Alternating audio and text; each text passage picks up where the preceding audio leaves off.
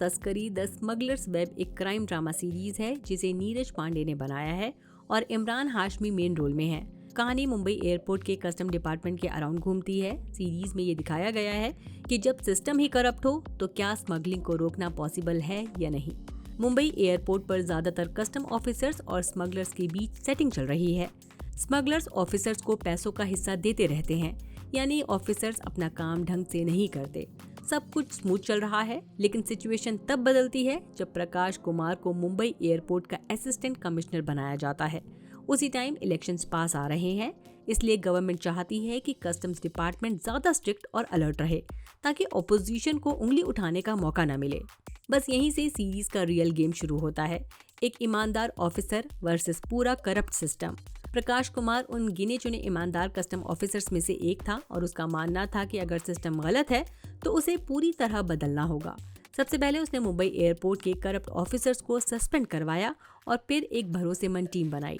इस टीम में अर्जुन मीना, रविंदर गुज्जर और मिताली कामत जैसे ऑफिसर्स थे। इन सब का एक ही मिशन था, चौधरी सिंडिकेट को खत्म करना। ये सिंडिकेट बड़ा चौधरी चलाता था, जो मिलान में रहता था और इंडिया में आने वाले ज्यादातर इल्लीगल कॉन्ट्रैबैंड को कंट्रोल करता था। अब सवाल ये था कि क्या प्रकाश कुमार और उसकी टीम इस पावरफुल स्मगलिंग नेटवर्क को तोड़ पाई या फिर सिस्टम ने इन्हें भी दबा दिया। रमेश भाई एक बदनाम गैंगस्टर था जो यूथोपिया से ड्रग्स इंडिया स्मगल करता था और बड़ा चौधरी के लिए काम करता था। बड़ा चौधरी के पूरे ड्रग बिजनेस को स्मूथली चलाने की जिम्मेदारी रमेश पर थी। अर्जुन को रमेश का काम करने का तरीका अच्छी तरह पता था, इसलिए जैसे ही अर्जुन और उसकी टीम ने बड़ा चौधरी के बिजनेस पर कार्यवाही करनी शुरू की, रमेश भी बड़ी मुसीबत में आ गया। ऑपरेशन लॉन्ग शॉट के दौरान मुंबई कस्टम ने 1200 करोड़ का स्मगलिंग माल पकड़ लिया और इसी मिशन में रमेश भाई का वेयरहाउस ट्रेस हो गया। डीआरआई की मदद से अर्जुन और उसकी टीम ने रमेश की गैंग को अरेस्ट कर लिया।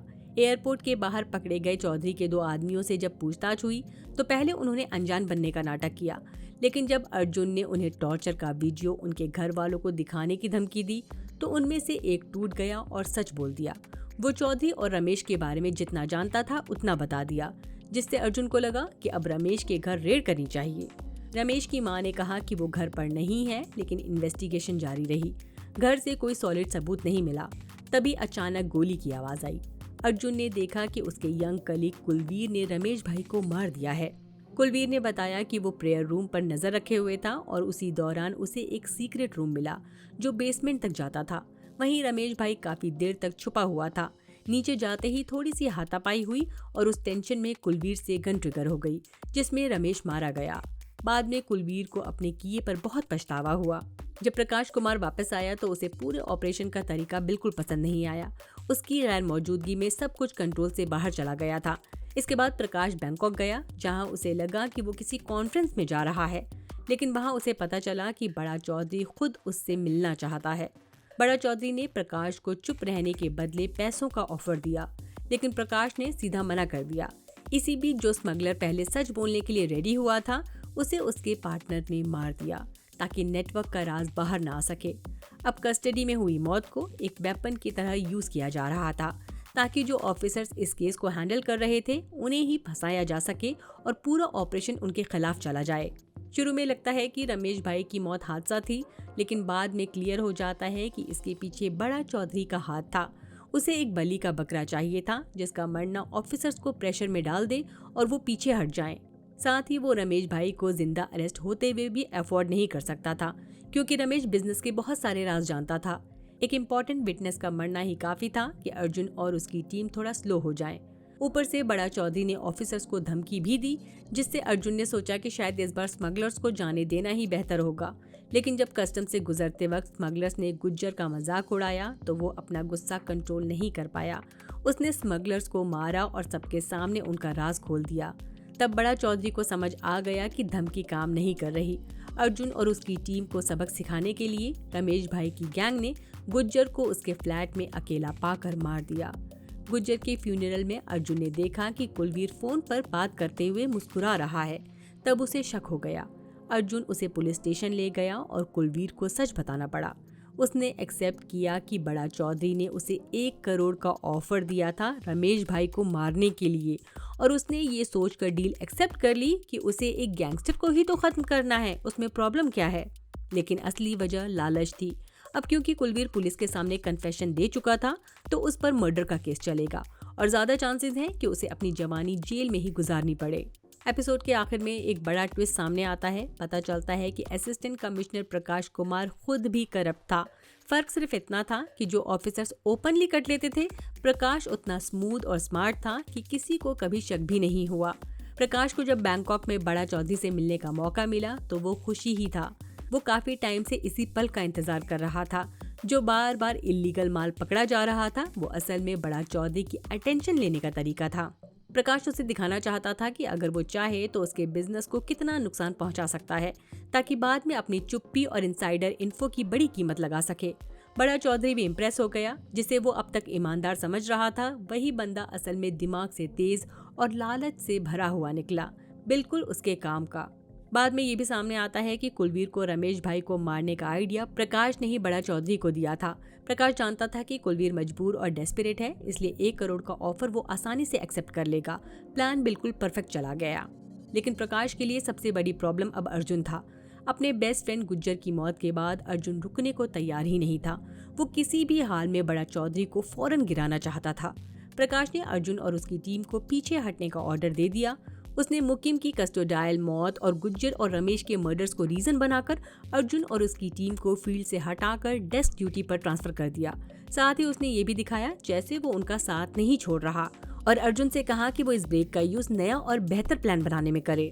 बड़ा चौधरी को लग रहा था कि अंडरकवर इन्फॉर्मर प्रिया ने ही उसका गोल्ड, ड्रग्स और वॉचेस का बिजनेस एक्सपोज किया है। लेकिन प्रकाश को समझ आ गया कि प्रिया को सिर्फ गोल्ड और ड्रग्स के बारे में पता था। मतलब कहीं न कहीं एक और इन्फॉर्मर भी था जो कस्टम्स को इन्फो दे रहा था। अर्जुन को प्रकाश पर पूरा भरोसा था, इसलिए उसने बता दिया कि सुपरिटेंडेंट श्रीकांत सक्सेना का इन्फॉर्मर जुबैर, जिसे सुरेश काका भी कहते हैं, इनडायरेक्टली उनकी हेल्प कर रहा है। सुरेश अन्ना के साथ काम करता था, जो चौधरी के गोल्ड स्मगलिंग नेटवर्क को हैंडल करता था। सुरेश ने प्लान दिया था कि 2 टन गोल्ड को कॉफिन्स के अंदर स्मगल किया जाए। चौधरी ने पहले इस प्लान को अप्रूव भी कर दिया, लेकिन जैसे ही प्रकाश को सुरेश का सीक्रेट पता चला, उसने फौरन चौधरी को अलर्ट कर दिया।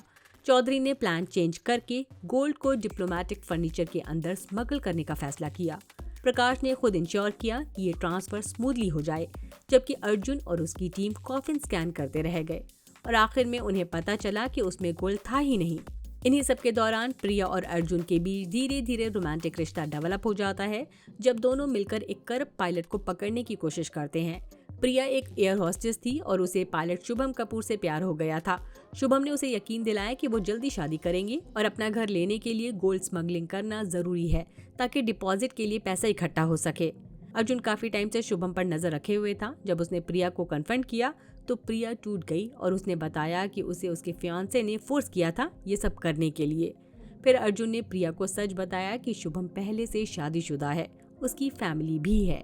ये जानकर प्रिया को गुस्सा और दर्द दोनों हुआ और उसने बदला लेने का फैसला ले लिया।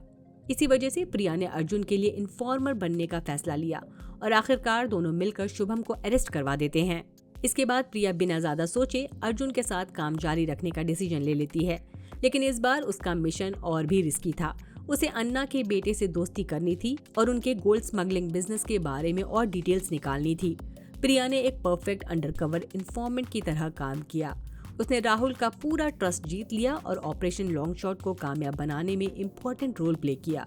मिशन के दौरान अर्जुन उसे सेफ मुंबई ले आया, लेकिन खतरा अभी टला नहीं था। चौधरी के लोग अभी भी एक्टिव थे और प्रिया जो कुछ कर चुकी थी उसके बाद वो उसे सजा देना चाहते थे। इसीलिए प्रिया को सेफ हाउस में रहना पड़ा ताकि वो खुद को उनसे बचा सके। आखिर में रिवील होता है कि अर्जुन ने प्रिया को वापस अन्ना के अड्डे पर भेजा था।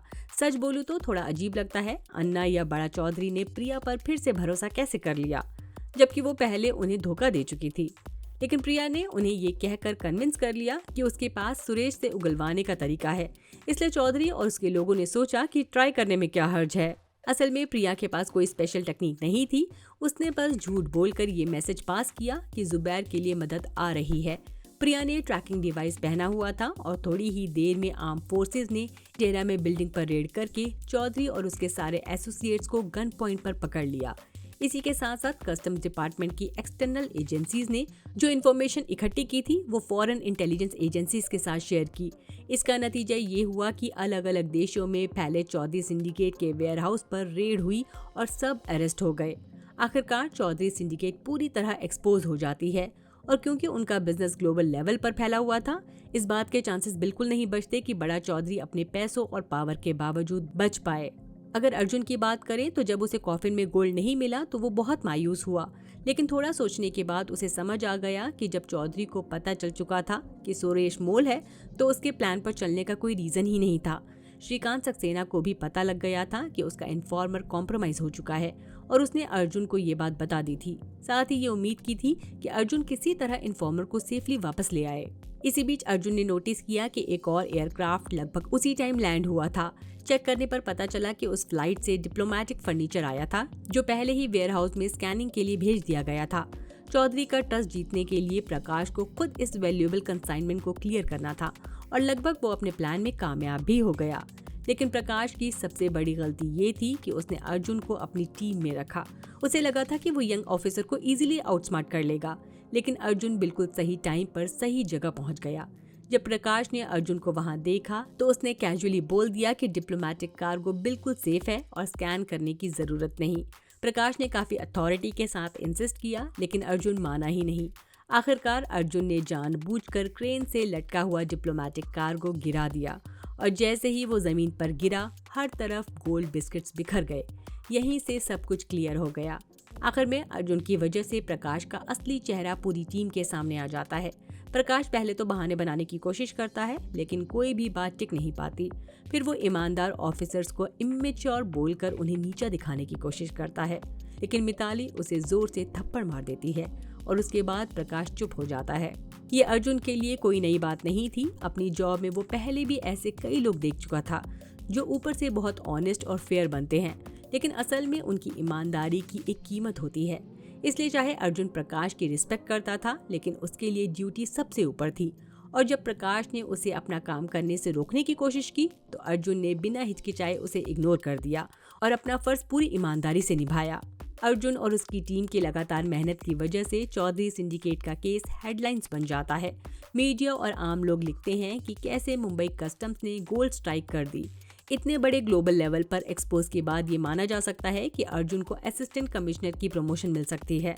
प्रकाश कुमार का क्या हुआ ये क्लियरली नहीं दिखाया गया, लेकिन लगता है कि या तो उसे सस्पेंड कर दिया गया होगा या फिर स्मगलर्स के साथ मिलने के जुर्म में ट्रायल फेस करना पड़ा होगा। उम्मीद है कि यहीं पर उसका करियर खत्म हो गया हो। इसी के साथ ये सीरीज यहीं खत्म होती है। बाय, अपना ख्याल रखिए।